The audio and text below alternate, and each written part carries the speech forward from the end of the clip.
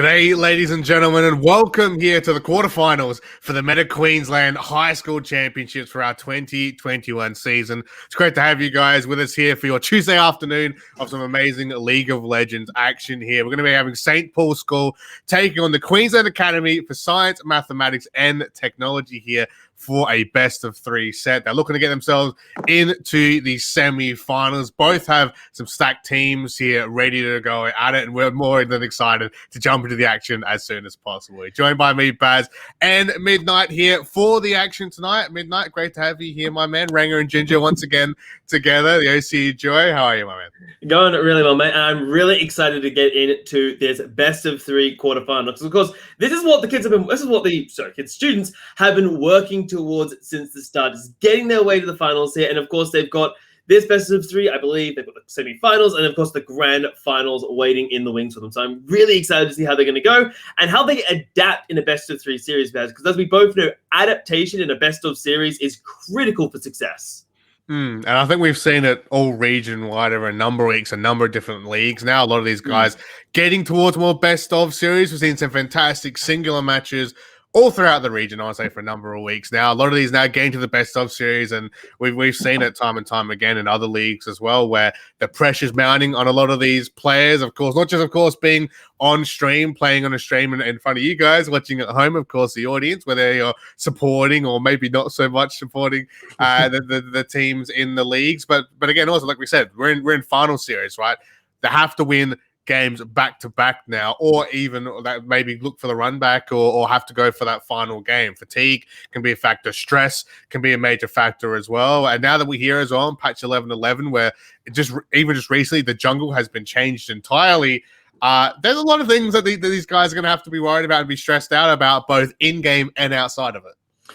Yeah, exactly. And the in-game stuff, talking about the jungle, I suppose there's a bit of time that we can look at, well, what has actually changed when it comes to the junglers, right? And of course, the big offenders, I suppose you could call them, recently was the Morgana. It was also the likes of it was the Morgana and the Rumble were the two big offenders. Now, they're not going to be as proficient because they have been nerfed this patch. They aren't as strong, but it's just as viable to see them on the field. So there are, of course, those things you have to take into consideration between these two teams. And speaking of the two teams, Paz, I think it's about time we should probably introduce the two teams that will be playing in front of us as we're diving into champions like there's no delay. So on the blue side is going to be St. Paul's School, and facing up against them is the Queensland Academy for Science, Mathematics, and Technology. We're just going to be referring to them as QA because, well, it's a long name. I mean, we could sit here and recite a poem every time we want to say their name, but we figured just for you guys and for our guys' sake, maybe we might shorten it just a little bit. But yeah, for St. Paul's is going to be Hunting You, Naya ML, Admiral Kim, is in capitals, have to emphasize that, Messi and Snow, and the Shadow Reaper. Yeah, but facing up against them on the side of QA is going to be Fanti. I'm assuming that's pronounced it. Fanti. Nightwatch in the jungle. Best Yumi is going to be in the support area, and Waffle and Valiance is going to be holding it down the bottom lane together. So, without further ado, Baz, let's dive head first into Champion Select, and most importantly, I think the ban sector, where we talked about a few champions that were quite popular. Akali was one of them, and Akali has already been swatted down nice and early in that. So, good to see these teams are doing their research. Yeah, this Akali ban is very notable, we're going to say, on the side of QA. We've got two members who are maybe even playing Akali a bit too much in this latest patch or in the past number of patches. So cool to see that one banned out. Vigar will actually be the final ban coming out from St. Paul's as well. So two very strong AP champs banned out. The Jin Fuzzy banned out as well. I'm surprised we didn't see like a Tristana maybe banned away from the top of the 80 carry pool, or Jinx even, or even the changes with Senna as well.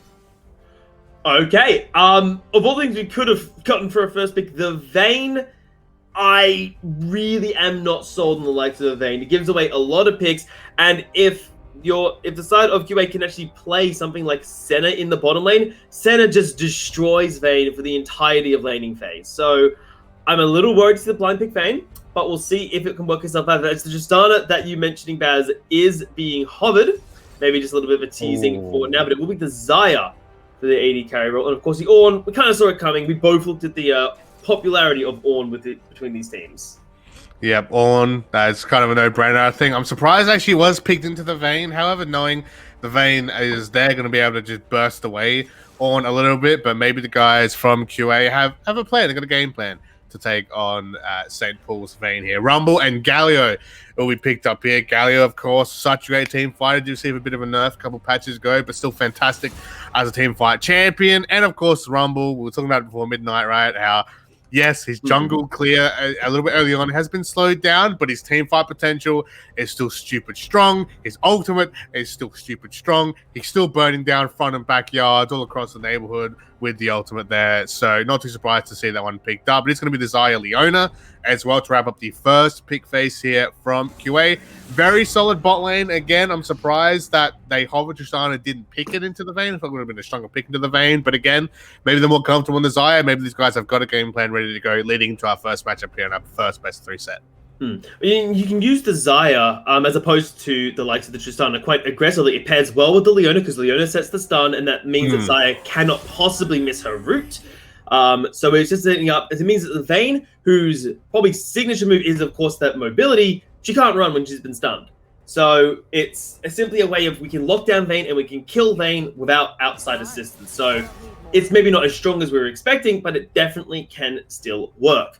As powering our way through the second round of bans here, I think the interesting fact is it's being a lot of bottom lane bans coming in from the side of QA here. You've got the Nautilus and you've got the Senna, where we've got to remember that Galio could flex to the bottom lane. I'm not sure if it's a good idea because Leona will just kill the Galio, but there is that possibility of a bottom lane flex of the Galio because every time I see an AP jungler Baz, my first thing is saying you should go for a physical damage mid laner, a Yone, a Yasuo. I was going to say a Viego, but apparently he's the option for the side of QA.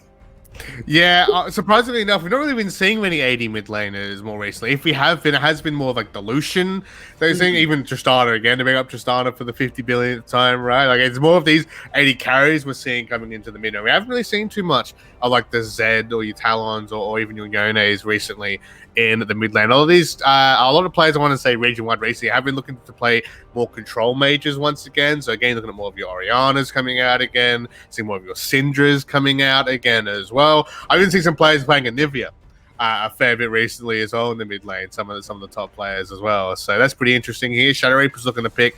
Their final pick up here for St. Paul's will be the Xin Zhao there. So Galio will be going up top lane. Xin is insane in the jungle at the moment, has been for quite a number of weeks now in the jungle as well. His damage output is insane.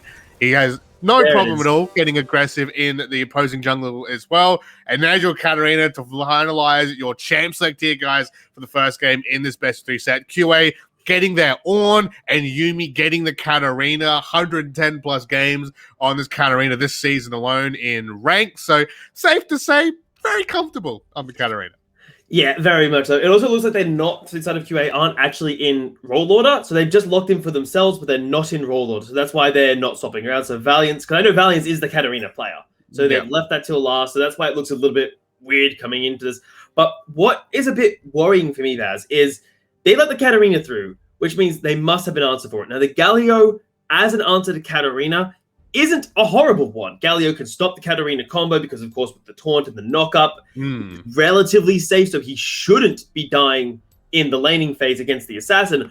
But the biggest thing that really concerns me is the fact that a competent Katarina player, can snowball the game even when you've got a good matchup because they find that opening that you're not necessarily ready for. Or they get a jungle gank, and Galio is very susceptible to aggressive jungle play because, and especially in this case with Viego, he's got a stun. All you need to do is stun the Galio, Katarina jumps on top of him, and even if you flash, there's still a 50% chance you die because Katarina has insane chase down potential. So I really think that Admiral Kim on this Galio in the mid lane needs to play super, super defensively because we've all played against a Katarina that snowballed in lane. We all know what it's like to have her roam down bot lane and two-shot you, and you're like, well, what am I meant to do here, guys? Like, come on, let me play the game, please. Like, yeah, Cat's gonna be scary, but again, when you've got a giant gargoyle, on your side, it eats up magic damage. That pretty much hard counters Katarina most times out of 10. I think St. Paul's might be fairly confident in this matchup. Even Xin as well, being able to eat up a lot of the damage with his ultimate as well. And the Braum, although I want to say more recently, Braum's ultimate took a hard hit a couple patches ago and isn't nearly as strong as it used to be. So have to watch out for that as well. I will apologize as well. As you said, Midnight, these guys aren't in role order. I ignore my dumb play-by-play caster brain. That's just how I'm used to seeing things. So yes, it will actually be Shadow Reaper up top lane. As the Xin is what we're going to be guessing here, is he's normally their top lane, and of course the Rumble would be in the jungle there with hunting you. So again, we're getting ready to jump in very, very shortly, guys, into this matchup. We're going to draft it real quick, Midnight, before we hand to a quick break while we get organized. Where do you think the cards might stack up here for either team? I think a lot of it is going to be based around the middle lane snowball of the Katarina, right? Because Vayne in the early game is just going to sit back and farm. Braum's whole job is to keep the Vayne alive from the threat of Leona Xayah. Top lane, Ornn is just probably just going to bully because Ornn is Ornn. But I think the biggest thing for me is mid lane. If a Katarina snowballs, it's so hard to lock her down, even with all the crowd control that you've stacked on the Cyber Poles. But on the counterpoint, if Katarina goes 0-6, you've basically taken a player out of the game entirely. So there's a lot of ways you can play, and I think the middle lane needs to be the point of focus for both of these teams. You cannot let an assassin snowball the game, especially in Season 11. Watch the mid game, guys. That's what we're hearing from Midnight, and I agree with that as well. Watch out for the rotations all game long. But guys, we're back with you in just a short moment. We're going to transition now to the Rift for your very first game here for this best of 3 set. St. Paul's taking on QASMT here for your quarterfinals for the Meta League of Legends Queensland High School Championships.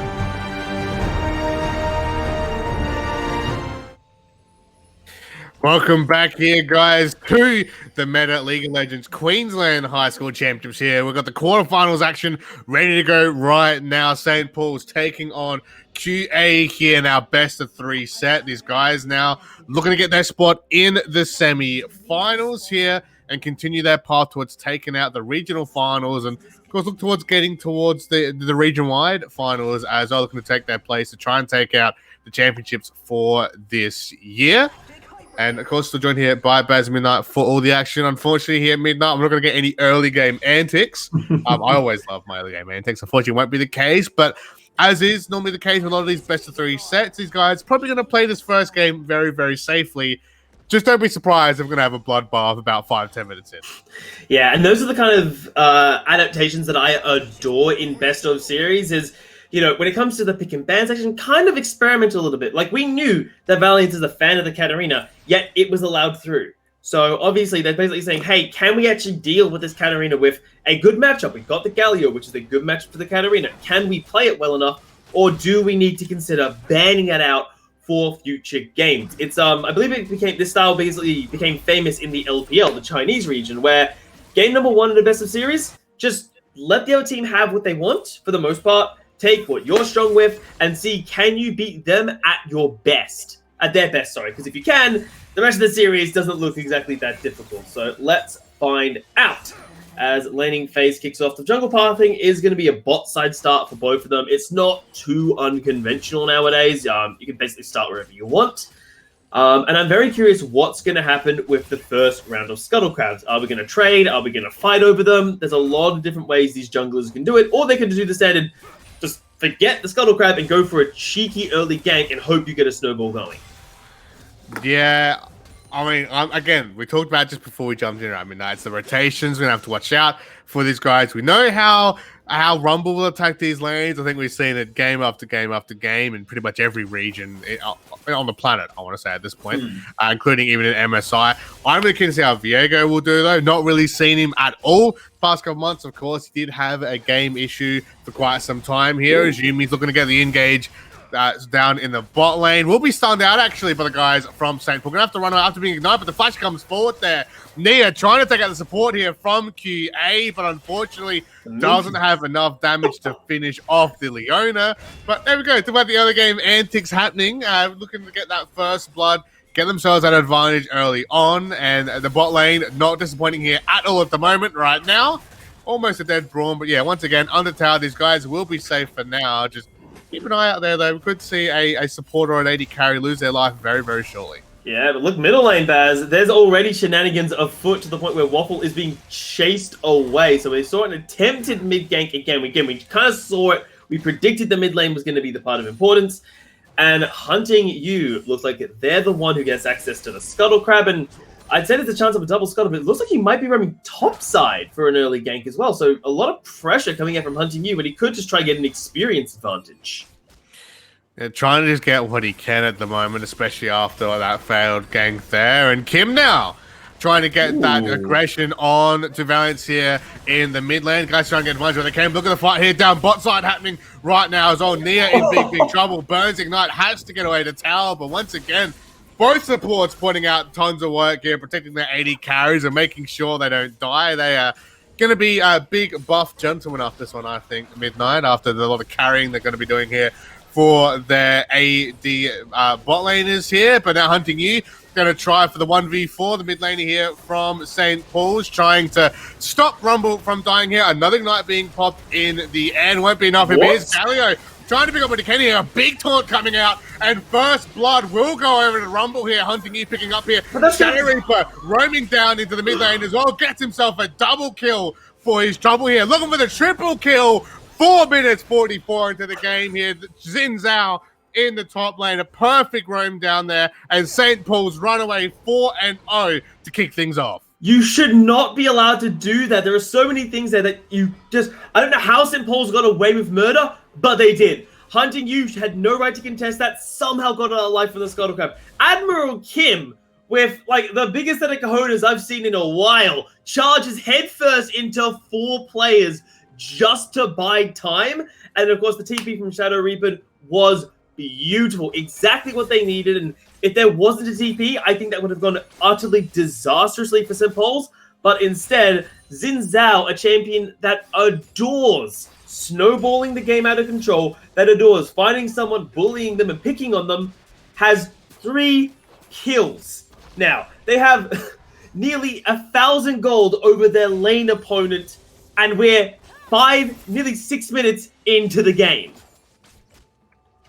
It's, I want to say terrifying at the moment here in the early game already. We did say watch out for the early game antics and watch out for those first bloods and the bloodbath. And St. Paul's have not disappointed here at all. Just want to point out, Ornn had teleport the whole time as well. And again, being bullied out once again, no mana, no HP left to deal with. It hasn't been out the flash, but Shadow Reaper doesn't really care here. He's just going to take another one. 4-0 right now for the Xin. We'll just survive here off of some of the potions there. Luckily gets out of tower range just in time. What second is 4-0. Now it's 5-0. 4-0 though for the Xin in the top lane. And that's just how Xin Zhao's got to operate now. You've got this massive lead, but you did have to burn the teleport for it. So now the TP's being burned. They can get Reaper. This will be good. Yeah, they're going to try and take him on a 1v2 situation, but he burns the ult and is actually going to take out the jungler here anyway. Admiral Kim comes up in the top lane as well. Reaper survives that and gets a double kill as well. 6-0 for Xin Zhao here in the end. And Midnight, what is happening? St. Paul just running away with all the kills right now. Looks like it's going to try and happen in bot lane as well. Hill gets popped there by Nia to keep themselves alive. They're going to be kept under the tower in the end, but it doesn't matter. It's 7-0. It's 6-0 for Xin Zhao. They can't, I mean, QA can't even verse Xin Zhao in a 1-2 situation where Xin has less than a quarter HP. And now the bot lane are looking to try and join in the action here with their jungler once again. Teleport being popped here for the mid lane, but it doesn't matter because both bot laners are dead here from QA. Katarina's going to try and use any type of advantage to try and get themselves back into the game. But once again, you got Rumble in a team fight. You got Braum. You got the Vayne there. Katarina is dead, and dead. And now St. Paul's 10-0 into the first match in this best-of-3 set. They're going to get the Infernal Drake for their troubles as well. And Midnight, QA having a disastrous start here for our best-of-3 set. And it's all on the back of what was not only the first teleport of Reaper in the middle lane, but the follow-up that will happen in the top side where we saw Waffle and Fat try and take down Reaper. The problem is that you are trying to attack the strongest part of the enemy team. It's like attacking an enemy base and you're just trying to burst your way through the front door. 9 times out of 10, it's never going to work. So what you need to do here, if you're the side of QA, is just abandon the top half of the map. And when I say abandon, I mean your top laner's job is now to survive, nothing more. If you fall down behind in CS, you fall down behind in CS. You now need to attack the bottom lane where you know you can bully the Vayne out. You need to attack the mid lane and get your Katarina relevant, because if PA continue to try play on the top half of the map, there is not a world where they can recover this game. But here's the problem though, Midnight in itself, right? They already tried getting the mid lane advantage and they failed in a 4v2 situation before Xin, of course, was able to come in and get himself the easy triple kill for this game. And this is what we're talking about in the draft phase, right? If Galio can keep himself in it, the Katarina's done and dusted. They're not going to be relevant in this game at all. Not to mention as well what Braum and Xin can do to displace Katarina.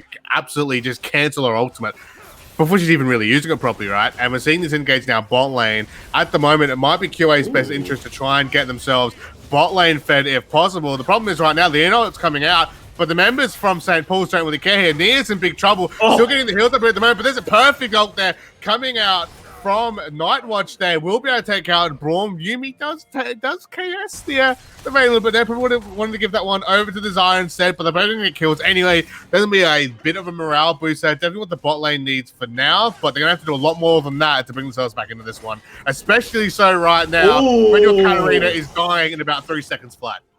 I'd call it maybe 1.5 seconds of that Katarina lasts now. The idea of the Katarina, one of your most comfortable champions, has just backfired. The Galio is just destroying Valiant and lane, nothing that they can really do about it. And then hunting you, visiting the mid lane, tips an assassin-scaled matchup hugely against the assassin. Because the assassin needs, either to be left alone in a one-on-one and rely on their skills, or to rely on the fact that they are just have backup from their jungler. So far, Waffle has had, I'm going to say, negligible impact in these lanes, because where did we see Waffle's first impact? It was in the mid lane shenanigans, which went badly, and in the top lane shenanigans, which went even worse. There's now a dive coming in bot lane. This is a disaster. Yeah, you can already see already. Zyre's gone. Bye-bye, Zyre. See you later. We don't like AD carries. You're gone. See you later. What's that, Leona as well? You're also dead. Bye-bye. Bye-bye, Kai bot lane. It's nice knowing you. There's some tower platings picked up as well. There's a jungler that coming out. But the ult from Braum, and what's that? Bye-bye, jungler. See you later. Goodbye. Good done. QA, best of 3 members to 4 members there of St. Paul. So going to get the tower as well. Valiant tried to roam, but too little too late. Especially too little too late at that point. And at this point, it's St. Paul's game in the bag here, Midnight. We're coming up already. We're well over 5k gold difference. I think we're like, about 7.5? Maybe more coming up at this point at the moment. We're only getting into the mid game now.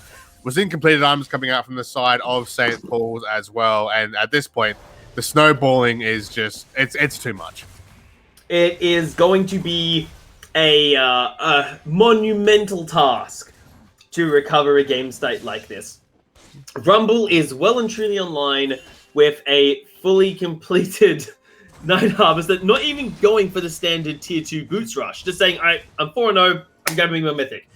Zinzao, I don't really think we need to talk about the Zinzao much more, as has a fully completed mythic, 6-0, is the richest player in the game, with second player being Hunting You, 5,000 apiece for each of them. Like, this is a monumental snowball. I don't think you can win this.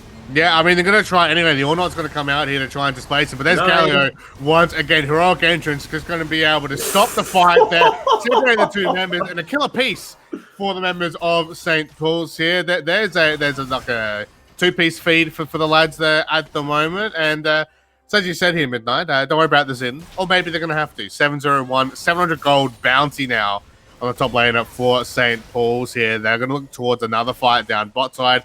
Gonna have to back away though for now. There's still a tower there, lads. You haven't got rid of it just yet. You only got 2 tower platings. Maybe back off a little bit. You don't want to get caught out here, but Hunting is going to drop the ultimate there, completely just cutting off half the lane there. So Yumi's going to be taken out. Naya ML going to get the kill with Vayne. Going to try and take out Night Watcher as well. Zaya is able to get a kill in the end, but it still takes him down. What's that? Vayne now going to look towards a 1-on-2 situation. He'll get burnt, but doesn't have money here to get the damage. Oh, it comes out from Valiant. Won't take out Naya. The Ignite tip will get the shutdown finally that he carried for St. Paul's will fall here. QA, the mid laner here. Valiant finally gets 2 big shutdowns. That's going to be a ton of gold in the back pocket for the mid laner that they definitely need here. But Admiral Kim, they're going to finish things off here. Will take out the jungler. Katarina just gets away with a life here. Galio not wanting to take his chances under the bot lane tier 1 tower.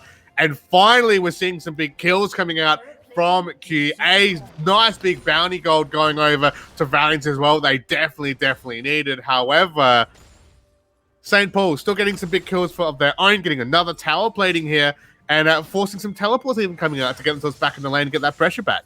Well, in this case, Valiant needs to teleport. When you run, because as you can see, Valiant is refused to run flash on the Katarina. Some Katarinas do this. I personally just dislike the idea of not taking a flash or at least a ghost, like some form of mobility spell, I think is worth taking.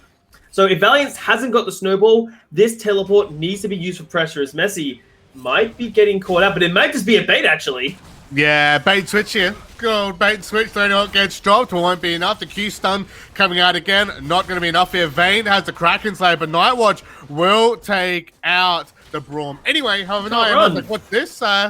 What's that, you're an AD carry? No, I'm the AD carry. Double kill coming out now, and it's happening top side once more here. I just cancelled on and killed him before his ult can even appear. The giant goat's going to be nowhere coming out there. Another kill going over to the side of St. Paul's here. Of course, tower plating has fallen, but they're going to get the tier 1 top lane tower now for themselves, possibly even the tier 1 bot lane tower as well. And with Ocean Dragon available, the Rift Herald also being an option, we should be seeing some neutral objectives picked up by these guys once more. As you know, St. Paul's, they've already got that Infernal Drake. Want to get an Ocean Drake, get some of that healing for your troubles as well. Yeah, well, it's a bit weird that Hunting You actually went to the top half of the map when the next dragon is available, right? Because this means that QA could, if they want to, secure the dragon right now, or at least put the numbers down on the bottom half of the map to secure it. It's a little bit harder because Messi is in position, but we're seeing Valiant's trying to do something. Yeah, he's going to try and get whoever he can, whenever he can, to try and get that gold up. The ult comes out from Messi and Snow. He might dive to burn. No action. No. Pain. That's heartbreaking. Absolute pain right there. And Naya's going to get another one here as well for their troubles. And the double buff, because Viego had the buffs coming out as well. So now Vayne has a red and a blue buff. That's insane. Not coming out from Leona to try and bring this fight back once more. Maybe start a counter-attack in. Naya actually decides not to fight, just tries to run away, and will actually give over shutdown gold and double buff to Nightwatch for their troubles there. So that is not what they wanted here in the end. But the ult coming out from Galio, Hunting You, will take out Yuumi here. Zaya's actually going to be able to recall potentially, and not called out by the Braum in the end, as the jungler and mid laner here from St. Paul to try to chase out their opposing enemies here. Katarina will still get a kill in the end. Galio will follow up. Cat gets 2 though. Zed will be able to will be able to roam down there in the end. Sorry, take her out as well. 9-0-1 here, but once again, Valiant is getting kills. Valiant is getting shot down gold. Valiant is getting big items now. And now St. Paul's, they've still got almost a 10k gold advantage. No. However, this cat is getting a tiny bit scary here. Although Nia will be able to pick up another kill for themselves, another 300 gold in the back pocket there. 9, 3, and 4.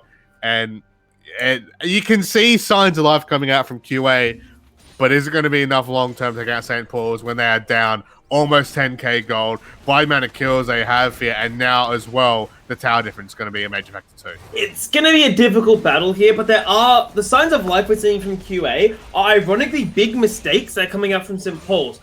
We're seeing them fight, and I like to design it as the ant fight style, where they all just go marching in one by one by one, much like the ants in the tail. Because, we see, Nia ML and Messi go in for a fight, and then we see Hunting You and Admiral rock up maybe 20 seconds after the fight has been started. It's so desynced between the teams where there should be a bit more coordination between these players. So the signs of life are there for QA. St. Paul's could, however, easily just clamp down on all of this by simply saying, okay, no fighting unless we are even in numbers or we're ahead in numbers. That's how you win with a massive gold advantage. You make sure you pick unfair fights, like this one, for example. Yeah, we say that, but double kill is going to be popped here. Zaya is looking to try and escape here, but going to be caught off. Waffle will fall. They're Hunting You, getting his 6th kill of the game. Zaya will escape. Hill and Flash having to be burned out. Yes, Vayne had to burn the hill there to try and keep the fight going. Bit questionable, but still has Flash available. So something to keep an eye on. But yeah, I wanted to bring up Midnight, as you were mentioning. Perfect thing here is that the guys from St. Paul's, I don't want to say they're getting cocky, even though with the advantage they've got, I think it's well justified, right? That they can kind of be like that. But yeah, they've definitely not been together as much as we saw a little bit earlier on. They are now, obviously, maybe recognizing the game state here for now, going to get the tier 2 mid lane tower. Baron is a minute 30 away, and you know how we do it on OC Midnight. We've got to have 20-minute Barons, or you're deported. That's how it works. It has to be OC 20-minute Barons, and you either throw the game there or you win the game. That's how we've always done it.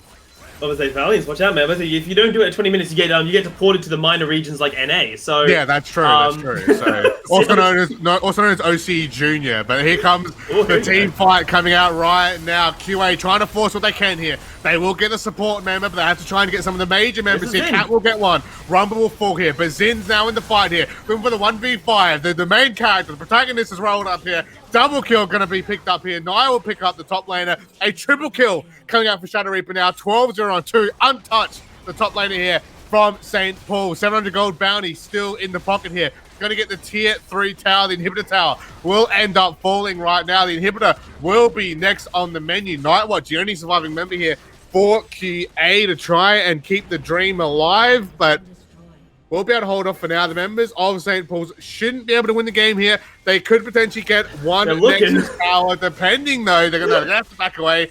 Too many minions, too much damage here. The threat of QA's champs being back up. Yes, they are very far ahead. They can't afford to throw here at the moment with their almost 11k plus gold advantage right now. Waffle going to try and force a fight here to try and catch out the members of St. Paul's, who maybe stayed slightly too much, but they get away with it. Inhibitor falls, Zin gets more kills, St. Paul's gets another victory, and we got a Baron just around the corner. Yeah, those are one of the things you can only get away with when you've got a 10,000 gold lead over your opponents, which, yes, you do have from St. Paul's, so you can get away with a lot more than you should have any right to. But from the side of QA, their decision to pick that fight in the middle lane, I think, despite the results, was a good decision. And the reason why is you're already 10,000 gold down. If you sit back and do nothing, you lose the game. There is no two ways about that one. You're not going to survive and turtle up to late game. Your composition, while good at late game, is not a better scaling composition. Rumble scales brilliantly, and Vayne scales like a damn monster. So you have to do something, and they saw their opening. We saw that St. Paul's was split up. Shadow Reaper was not there for the start of the fight. He had to teleport in to actually be relevant there. And I believe Hunting You and Kim were split off from the rest of the team. So there was an opening, and QA, despite being bullied for the past 21 minutes, saw an opening and went for it. So yes, it failed, but the fact that they could see an opening like that and decided we need to try is a sign of life for this team. Not maybe to recover this game, but for game number 2, they are not just going to roll over and die. That is a perfect point. I was literally just about to bring up midnight as well. They're noticing now maybe how the team play works here. Luckily, in a series like this, you don't want to just lose a life per se, but you know, sometimes it can help you with the run back. And Shadow Reaper's going to take out his opposing top laner once more here, 13-0-2. We're safe to say there's going to be a Zen band coming out next game as well. Not to mention 16 stacks on the Magi Soul Stealer there that a Galio has. So that's something just to point out real quick as well. But we're potentially seeing the end of our first game in this best of 3 set for the meta. Queensland quarterfinals here, ladies and gentlemen, happening right now. They're trying to push here for the Nexus Towers, but here comes the fight to save the dream right now for the members of QA. A tower will fall off camera there. Vayne gets 2 though, and with Cat falling, that could be QA's game started here. But watch out right now. The members are getting a bit low here. Gallo's forced to use the ultimate here to get the shields up, but a triple kill comes out from Vayne, will stop the members of QA from going anywhere. The one Nexus Tower will fall here. St. Paul's will keep the surviving members of QA on the base plate. Broom just flashing on the base plate side. I think they'd give him a charity kill there to fix the KDAs a little bit once more. But the game will look to be over at a short moment here. The members now of St. Paul playing their foot a little bit. They do get the A's, and they will secure the first game in our best of 3 set for the quarterfinals. And what a brutal game that was, Baz. And I don't necessarily mean, 22 minutes stomp, there's no contest. No, what I mean by that is you've got to look at how did this game get out of control? What happened? And that first teleport by Shadow Reaper at, 5-something minutes into the game? Getting that flank. 4 minutes getting that 44 was his 4 minutes 44. Time. Getting the flank, getting the triple kill, and then the immediate follow-up move from Waffle was, okay, he just got a triple kill. We need to shut down Reaper. It fails, and Reaper gets 2 more kills on top of that. You've allowed a Xin Zhao, a snowball-based champion, to just get an unstoppable lead in a game, especially Season 11, where snowballs are so critical, which you just can't afford to do in that situation. And ironically enough, as I mean, that you were talking about in the draft phase, right, about snowball champions and about how you need to stop them. We'll highlight the Katarina. Yes, one snowballed, but it wasn't the cat. It was the Zin instead that ended up being the snowball champion. But I thought it still proves your point right now. They have to watch out for some of these champs because especially now, again, yes, QA have 1 more life here. Technically, they can look towards the run back. There's a lot to take away from this game that they could use to push themselves and get the 2-0, but now they're down a game. We talked about the pressure, fatigue being a factor, and being a game down already. That's going to be a problem, especially for morale for these guys coming in. Of course, like I said, though, that 1 game still remaining for them. Losing this badly stings really, really much, really badly here for these guys. And I guess where can we look towards him, where they could go for their second game here? Yes, ban the Zen, the yada yada. I've banned something snowball champ. I would also say work on the draft. I feel like the draft wasn't very strong for these guys here in terms of the champions they picked, especially as opposed to St. Paul's. But where do you think they need to look towards here to look for the run back and take it to a 1-1 tied up match for a potential third game? Well, the first part of it, Baz, would hopefully be what they've done already, which is in the last couple, I'd say last 5, maybe even 10 minutes of that game number 1, you just say, okay, look, we've made a number of errors already that we know we can fix for game number 2 and just move on. Do not let this game sit on you. The worst thing you can do is just think about this game. I did this wrong at 14 minutes when you were already 10k goal behind. There is no point beating yourself up in that. Move on. Think about, okay, well, what happened to you? You got that early skirmish around Scuttle Crab, and the other team teleported, and your team didn't. So that's, I think, the big thing you take away from that, making sure you are not hesitant to blow that teleport summoner spell and get down there. And the other thing, and this is for ban specifically, is I actually don't believe that Xin Zhao was ban-worthy. And the reason for me is, if Xin Zhao didn't get that triple kill at the start of the game, courtesy of that teleport, Xin Zhao would have been even, and there would have been pressure, but nowhere near what we experienced in this game. So I feel like you don't necessarily need to ban that. And I would actually look at the Galio. The fact that Valiants on their Katarina couldn't do anything because the Galio was shutting them down is a problem. Because that is the area of your team composition that was meant to do well in the early game, and it just didn't. So I think the Galio is actually a more deserving ban just because it might initiate Valiants on their assassin, because we know he loves the Katarina. We know the Akali's in the wheelhouse as well. We saw it on the ban list for game number 1. give them room to play their assassin into a better matchup than, the anti-assassin gargoyle, and you may have a bit of a better shot coming into game number 2 of this series. Well, you heard it here from Midnight, guys. That's what you're doing, Coach Midnight, with all the hot tips and tricks. So make sure you follow guys who's making his Phoenix water almost out. But guys, we are going to go to a quick break as we've got ourselves organized here for our second game for the Medic Queensland High School League of Legends Championships here. We do have the guys here from St. Paul's, 1 win away, match point from a potential semi-final spot. However, QASMT, the Queensland Academy for Science, Mathematics and Technology, could look for the run back here, could force that 1-1. So still plenty of amazing Tuesday night action here of League of Legends heading your way, guys. Don't go anywhere. We're back in just a short moment.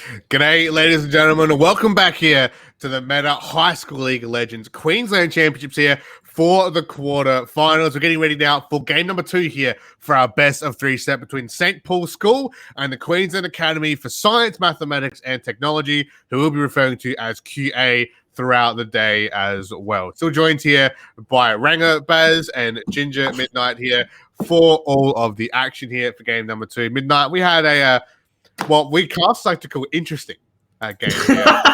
Game number 1 here. St. Paul's, all jokes aside, St. Paul's had a fantastic game coming out here. Blew QA completely out of the water here. But can they do it again here for match point? Yeah, well, you would hope so coming into this. But again, as I said at the end of game number 1, I think the banning phase is utterly critical. About you need to allow, if you're going to play an assassin, you need to get a good matchup. You need to, as the team said, remove the Galio. Galio stops all of your AP assassins dead in their tracks if played well, and we know the Admiral can do it. So get rid of that.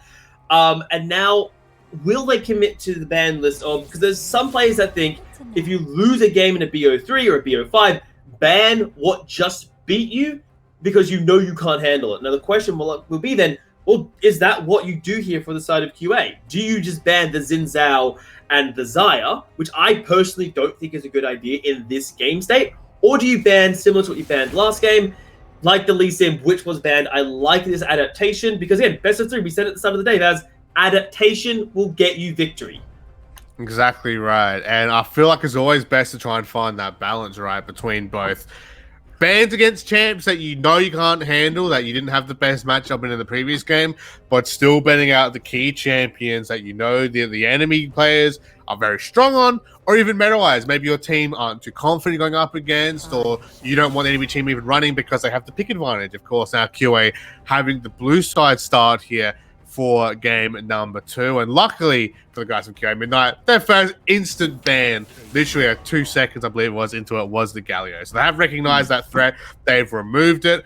St. Paul's, however, no straight away. Instant Akali ban. Again, we're seeing another Silas ban coming out. We're also seeing an Anivia ban coming out, which I talked about before at the beginning of the stream as well. That Anivia is a big deal. Jhin gets banned away again. Not too sure why the Jhin ban's being prioritized here. Maybe a pick, but Xin being first picked here by QA. This is going to be some mind games happening here. I think Midnight taking that away from Shadow Reaper. Maybe the guys from QA can be confident enough. I mean, you can flex at top or jungle, but I think this is a mind game pick here more than anything. I just really hope it isn't we are picking it away, even though we're not strong on the champion. I really hope that isn't the case, because if that is, I don't like it. I dislike the idea of picking up a champion that you're like 60% confident on just for the purposes of denying it. So the jury will be out. Again, I expect it to be jungle because we know that Fat loves the Ornn. They've been just spamming that. So the Ornn lock in here, of course, means that Xin Zhao is going to be in the jungle, which it can do great in.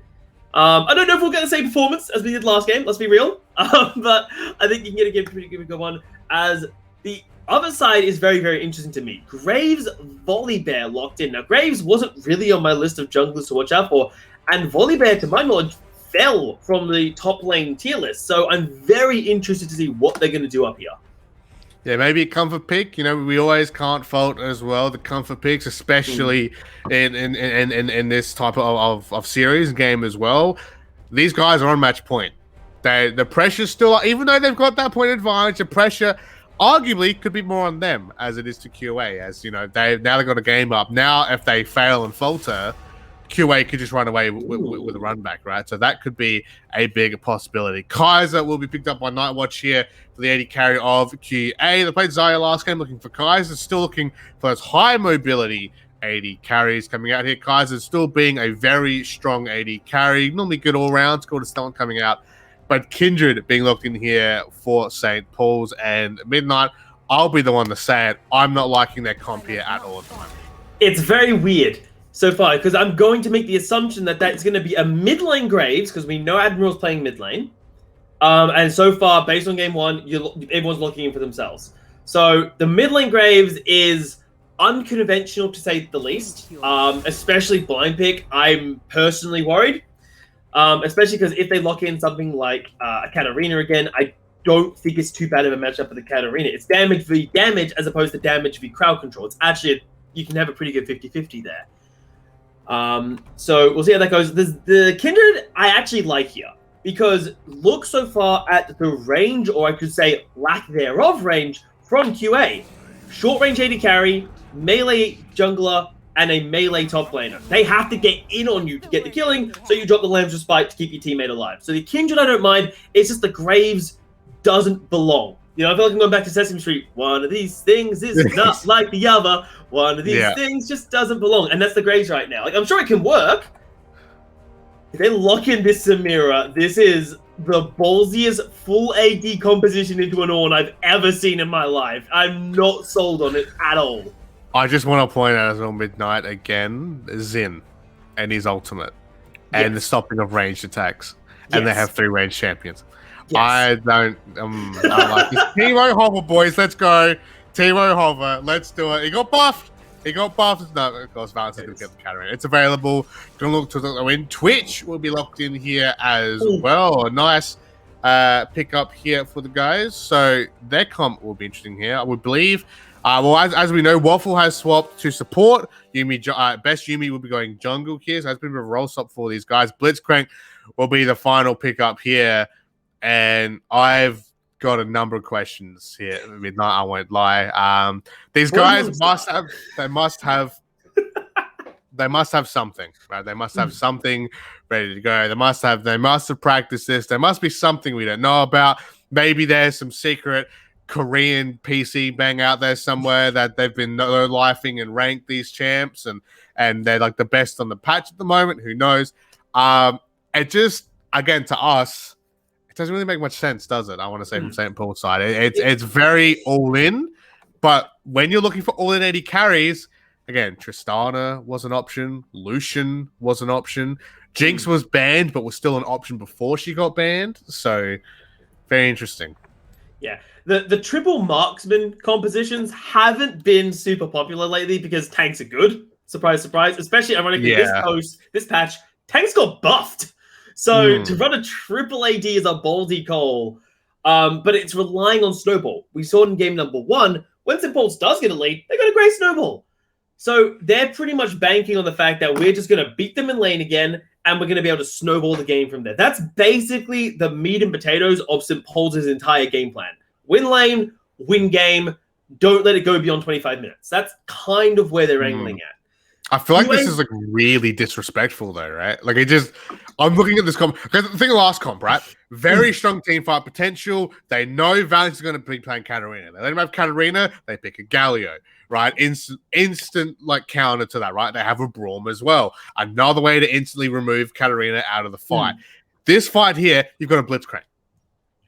You know what I mean? Like the Volibear is a thing as well. Yeah, I guess there's a Kindred ult, but do you want a Kindred ult to go down and keep a Xin healthy and a Twitch healthy and a Cat healthy and a Kai? Like, you know what I mean? Like, it just feels, this whole comp feels disrespectful to the point where they've, I don't want to say misjudged, but maybe just gone and not really thought about it too much. And now they might have gone, oh, wait a minute. Our comp has literally just been hard counted because we didn't respect the enemy team. To be fair, they did stomp them, right, in the previous game. I can see the mindset, but is it the right call here? Especially when they did have a bit of time to collect themselves, going into the next game. Personally, I don't like the composition. Now, yes, they did do really well in game number 1. There's no two ways about that. But they did well on the back of a successful teleport play from a Xin Zhao and then a failed dive. And then that snowballed the rest of the game out of control. Yeah. And they got good matchups in lane. This time, they don't necessarily have as good matchups in lane. You can't nullify the Katarina nearly as well for Graves. You are now on the, I'm going to say the losing side of that top lane matchup because Ornn should be able to bully out the Volibear without too many issues. And now it's the onus is on you in this bottom lane to kill the Kai'Sa until the Kai'Sa pretty much plays Gravestream Simulator for the rest of the game. Because, and this is something I'm so excited to talk about, and I'm not going to get time to, so I have to do it when we get into game. Twitch support. There is so much I want to talk about this champion, Baz. I'll have to do it when we get into game, though, because we are running out of time. There is too much to cover here at the moment because of these picks, guys. We'll have all the time in the world when we get into the game. So make sure to support, of course, in the Twitch chat. Who thinks going to win this one out of here? Of course, St. Paul's are on match point here at the moment as well. They're looking to close things out, get themselves to the semi-finals. QA, however, looking to win this one. Look for the run back, take it to the final game for our best of 3 set for the Meta League of Legends Queensland High School Championship. So, guys, going to go to a quick intermission here to get ourselves organized for our second game here on the Rift. So don't go anywhere. We'll be back in just a moment.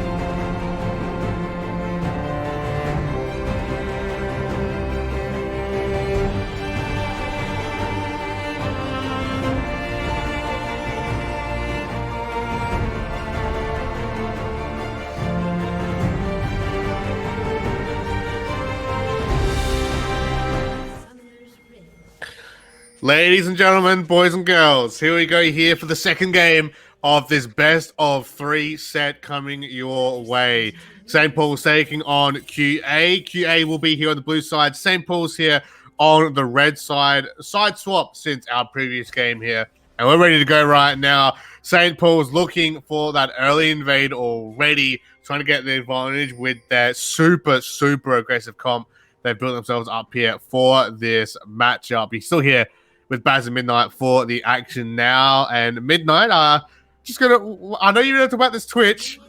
Just want to wait half a second here to see what's happening here with St. Paul's. They're trying to catch someone out. I believe they've already been caught out, though, of course, by the wards already placed out. So they're going to have to give way. Looks like the red buff will be taken. Could potentially see a buff swap, depending on what happens with QA. But now, Midnight, here we go. Your time to shine, my man. Twitch support. Okay. What is happening? So, AP Twitch support. It was a thing a couple months ago. It was super, super popular. AP Twitch AD carry was super popular a couple months ago.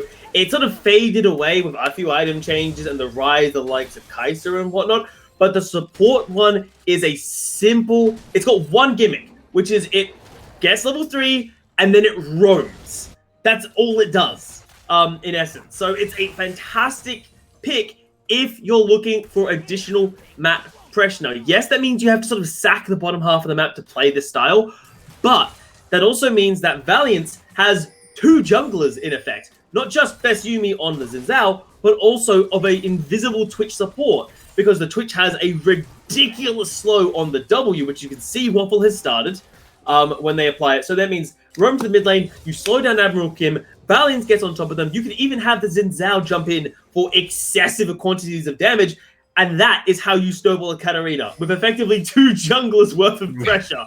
It's unconventional, Baz, but it could damn well work if you're willing to put the effort into learning that style of play.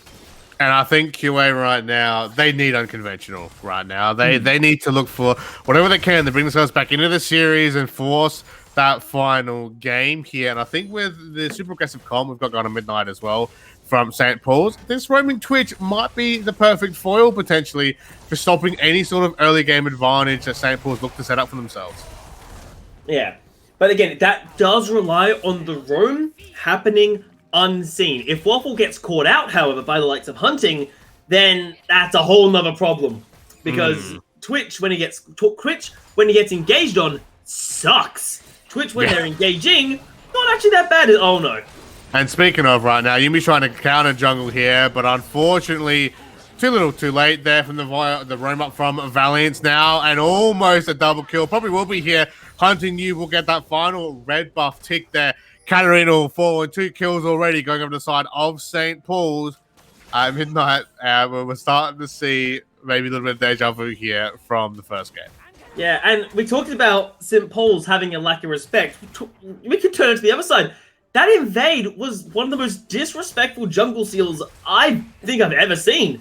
You do not have a pushing mid wave because your mid laner has no range against a Graves who naturally shoves the wave in with his auto attacks. Your top laner is shoved under turret because, surprise, surprise, if you don't play aggressively on the Ornn, you actually lose 9 times out of 10 to the likes of a Volibear because of the AoE damage they can pull out with the auto attacks.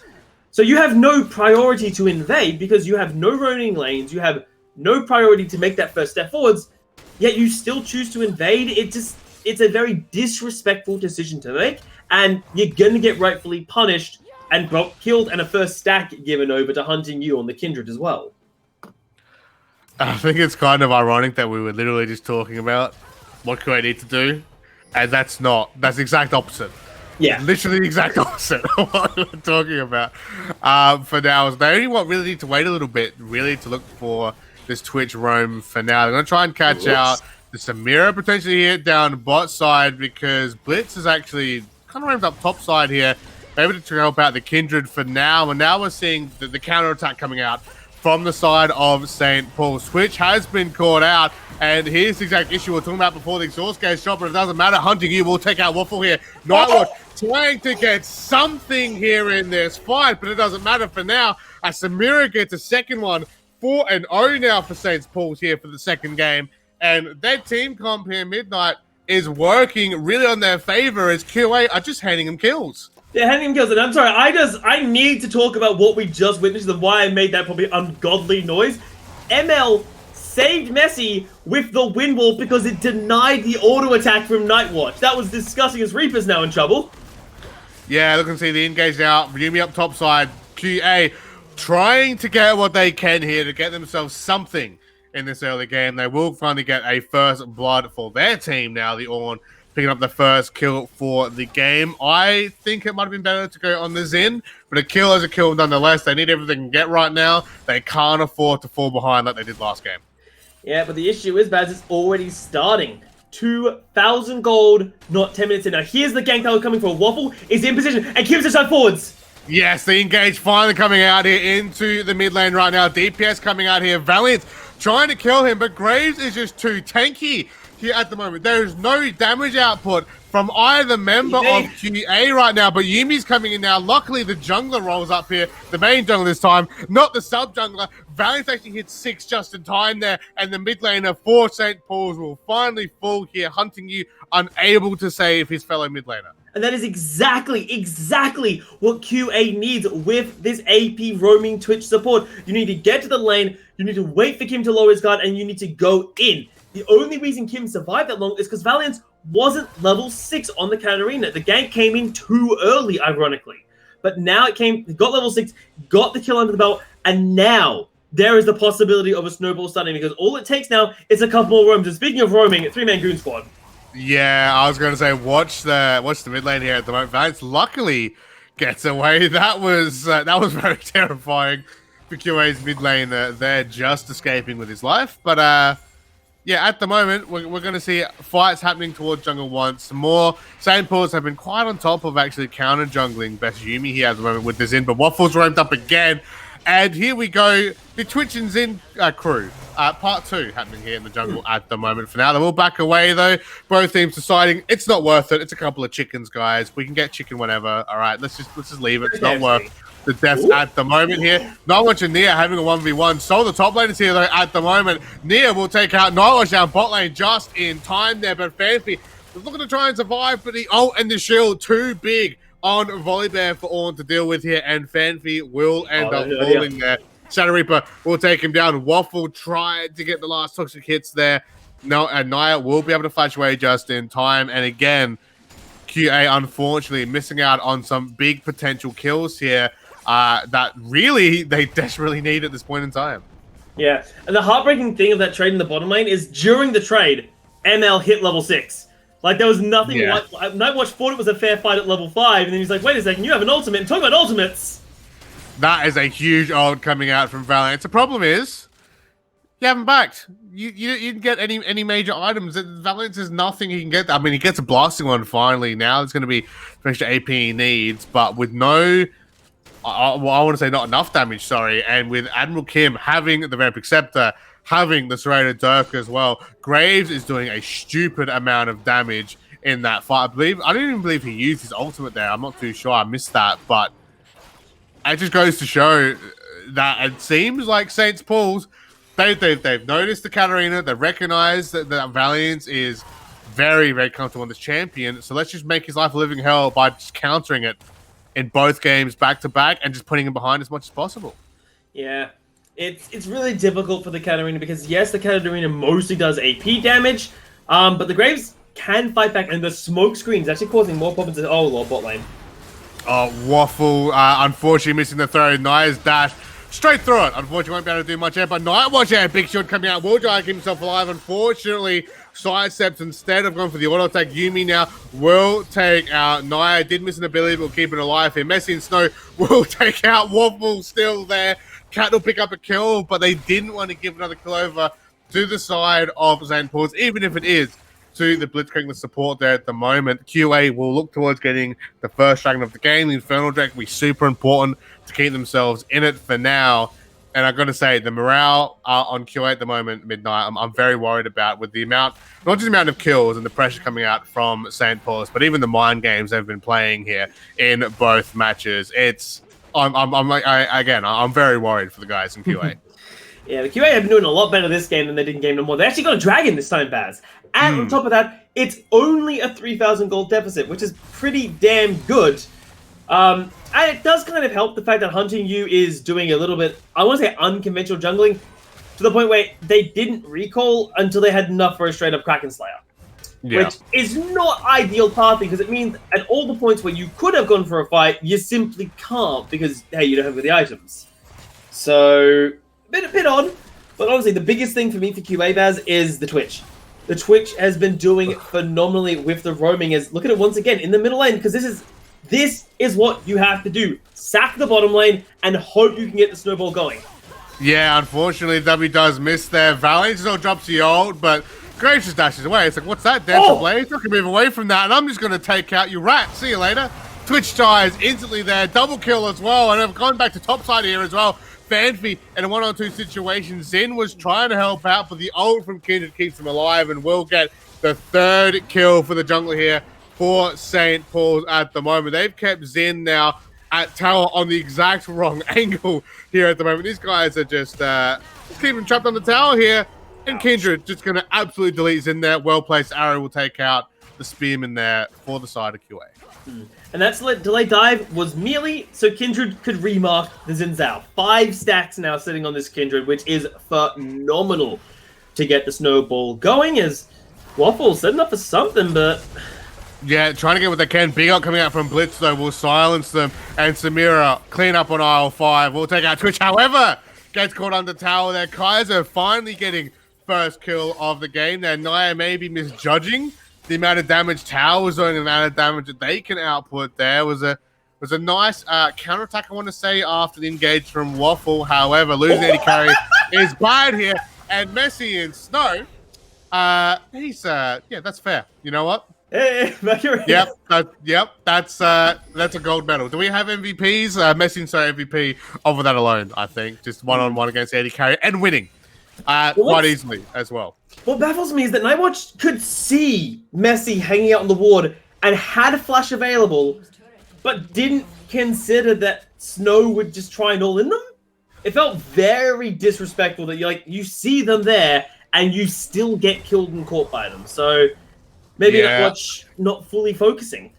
Or maybe even not expecting the engage or not expecting the damage, potentially even. Maybe thinking, oh, it's just a Blitzcrank, I can deal with that.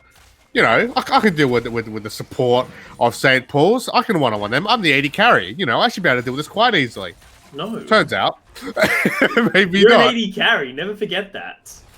Speaking of 80 carries aren't 80 carries, Waffle roaming up now top side, so maybe give some assistance to the Ornn. Unfortunately, there's no engage potential there. Maybe looks like cooled off from the top laner because Waffle has literally just yeeted away. He's out. He went up there and he's gone. He's out straight away. And I think the members of QA are a little bit lost here at the moment. As now Nightwatch is by himself here down the bottom lane. Teleport coming out from Valiant and Fanfi. They both had to be burnt to make sure they stay. Oh my lord!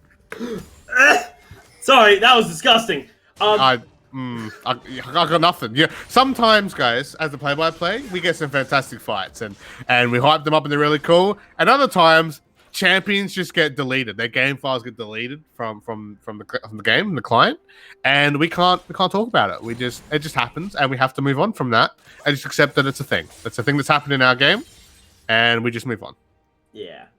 So far in this game, what the biggest problem for QA is, as I'm willing to bet a fight's about to kick off, so I shall come into that later. Yeah, no color casting allowed, Midnight. Fights only. I say fights, but the more like executions coming out at the moment. Big Ot coming out. Oh my god. He does take out Graves. Luckily, they're off the Ignite tip, well deploying the Ornn. Just putting out enough damage to keep him into it here. Shadow Reaper now in a 1v3 situation here. He's taking up so much of this damage right now, but will end up falling. Nightwatch will secure it here. However, St. Paul's will get that tier 1 bot lane tower for their troubles. But when I'm seeing a Volley Bear literally 2 hitting a Katarina, I'm in panic mode. I'm in panic stations right now. Tier 2 bot lane tower will end up falling here, as well as St. Paul's get 2 for 2 here, as well as some great kills up top side. And Volley Bear, even outlasting 1-on-3 situation with the major DPS members of QA, the fact he lasts that long is probably going to say a lot as we get towards this mid-game and team fight stage. Exactly, because, you know, the members of QA, we talked about their short range, right? The fact that Kai'Sa doesn't really have any, the fact that Katarina is a full melee champion. Hunting timed that perfectly. Yeah, caught out between a rock and a hard place here at the moment. The coming out from Blitz, questionable. Only Hunting, you can jump over with the arrow and take him out, but I'm not too sure I agree with the pull there. I think that one-on-one against 80 carries onto his head a little bit. I think the programming and the robots going haywire, guys. Just bloodthirsty, man. Bloodthirsty supports is what we want to be seeing in League of Legends. But at least what I want to be seeing. I love the support that is willing to just commit to some ridiculous play and steal the kill. Because they are the supports that everyone in the game fears. As Admiral realizes he was stepping on a wall. But even with 3 members in that area, QA are not willing to step to a 2-item Graves, because as we've seen before, it's not going to be it's going to be an unfair fight, but not for the team with more numbers. Yeah, I'll let say Midnight. I feel like the Spidey sense is tingling a bit there for Graves. Just thinking, he's literally quite literally standing right next to Twitch in his stealth there. So, but now he sees a Xin, and this. To say real quick, luckily Xin has that amazing summon spell called Flash. That's why we use it. That's why Midnight brought up before. But it's always great to have a Flash or a Ghost, because you never know when your life literally might get saved by being able to blink in a certain direction. That's and a big ult going down. Of course, the cooldown's going to be fairly quick, though, on the Graves. They are going to lose a tier 2 mid tower now. Herald's actually going to be able to pop on the inhibitor turret here for QA as well. So expect that to fall very, very shortly here. Nice pull coming in there from Blitz. Shadow Reaper will take out Yuumi there, getting revenge for stealing the Xin Zhao. Of course, with the Volley Bear 3-2-2 at the moment. Waffle trying to help the pressure here, trying to push his members out, but not going to have any amount of damage. They will follow up, and Messi and Snow does it again. Grabs and pulls one. Another member instantly dies here. Nia gets a big ult. Reaper gets a big ult as well. Kaiser will fall. Cat burns an ultimate. Will take out Samira. Try to stay alive, but Blitz will get a kill. Volibear gets a kill. Inhibitor turret falls. Inhibitor itself will end up falling here as well. And Mr. Midnight, this is about to be game done and dusted. St. Paul are looking to get themselves into the semi-finals, and a nice 2-0 here. Messi and Snow, of course, only just coming up now. The game recognizing that he ends up getting that kill there, but Twitch gets 2 back-to-back there. Big shutdowns coming through. Graves will still get the ace, but that's going to be huge there for St. Paul's, potentially keeping them alive in the game for a little bit longer here. Nightwatch now going to try and use the DPS available on the Kaiser to take out the minions alongside Valiant and Fat Fappy here. Fanfi, sorry, here. Shadow Reaper will take out Katarina anyway. Nightwatch has the back rate, doesn't have enough HP available to be involved in this fight. And the fact that these guys lasted this long and got away with it. Yeah, QA, I don't want to be like this at midnight, but at the moment, we're literally just counting down the minutes. It's not looking good for QA, Baz. That's, I think, a fair way to state it, is how I'm going to state it. 11,000 gold. Now, again, as you know, I call it the mark. 10,000 gold is considered the point where a game is irrecoverable, or close to irrecoverable, because there is simply such a massive difference between it. And we can see that in the itemization already. Only 2 members of QA have a fully completed mythic item. Miss Fanny doesn't win. You don't win this, mate. Come on, back up. Back it up. Back it up, boy. Hey, man, he saw that the support enemy team one-on-one. Come on, he can do it. He can do it. Nah, just kidding. Nah, he's one-on-one. He's gone. So, what I was the man had a dream, Midnight. He had a dream. He's up top side. Watch me, guys. I'll get the quadra. He needs to I'll wake do up. it. But, yeah. So, but look at the itemization difference. 2 mythics versus 5 mythics. Hell, the top lane alone is 2 fully completed items for Reaper. Fat doesn't have a fully complete just now. Literally this second. Yeah, that's together his Frostfire. That's going to be out of spite, I think. That's such he knew. He was like, this bloody Midnight Colorcaster, man. I can hear him talking about mythic items. I'll show you. Like, look at these gauntlets, huh? Oh, TP coming through here. Yeah. Oh, no. Well, we know what happens when Messi and Snow catches out over here. Yumi now, another man with a dream. These guys don't like dreams, I think. They're just going to die here. Waffle now in trouble. Will die here to Shadow Reaper, who just leaps the wall here. The ult coming out to try and get an advantage in the fight. But again, once more, 2 games in a row being cancelled out of his ultimate to try and bring anything into this fight here. And with a 12k gold difference now on the side of St. Paul's, it was a matter of time here, Midnight. It's very unfortunate. QA had a much better early game as opposed to the last game, but St. Paul's have done it again. The snowball potential for these guys are too strong. They know where to hit and where it hurts for the guys against QA, and they've managed to do it here. Double Nexus Tower will fall. QA's final attempt to keep themselves into this series will go down in flames once more. Waffle will take out the AD carry that on the base plate once more in the end, but it's not going to matter here. The members of St. Paul's, they're just playing with their food here. Going to get the ace once more. A triple kill going over to Admiral Kim. Well deserved here. 11-2-9 for the Graves. 8-1-10 for the Kindred. 7-2-9 for the Volibear. Who spawns? And these boys are just flexing here at this point. Whoever spawns dies. First person to spawn is a dead man. All right, guys, you ready? Who is it? 2, the super minions. Watch Nexus. And boop. Oh no! Whoop, whoop. Wait, Kindred ult! Kindred ult! A man and a dream. He finally gets it. Double kill for the Zin, but the game is going to be over here. The last super minion hit is going to come down. And ladies and gentlemen, your winners here for the quarterfinals for the Queensland Meta League of Legends High School Championships will be St. Paul's 2-0. An absolute dominant, fantastic run for these guys, securing their spot here in the semifinals. Yeah, a dominant showing in both games. Game number 1 got their top laner online and just slammed it right through the heart of the other team here. And in game number 2, you can say, oh, it came across so passive. How did this snowball start? Well, the snowball mostly started through the mid lane. Unlike last game was top lane. This game was just Kim on the Graves bullying out despite being pressured 1v2. Despite the Twitch getting the roams off, they couldn't get the gank successfully. They got some fight back in the early game, and they even got the first dragon, which was massive signs of life for QA, but it just wasn't enough.